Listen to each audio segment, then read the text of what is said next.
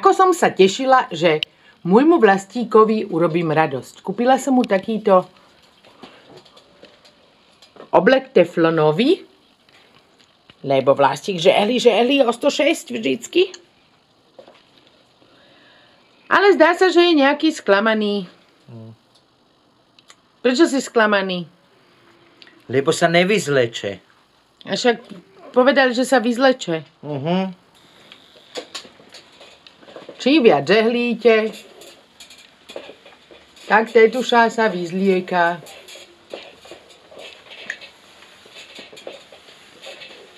A nohy ešte.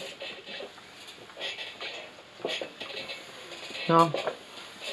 A je vyzlečená. Len Vlastíkovi asi niečo vadí, že je vyzlečená. Na jakú teplotu, aby aj tie plavky som dostal dole.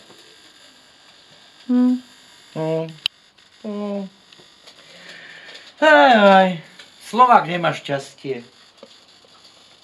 A už je zase v šatoch. No. Možno keď dlhšie bude žehliť, tak možno sa to... Po 19 hodinách. Skúsim, no. Čo už. Ešte jej vyžehlím vlasy, či náhodou nezostane plešatá. Ne, vlasy sú pravé. Ale dobrá sranda, ne? Jo, no. Máš na to spodné prádlo.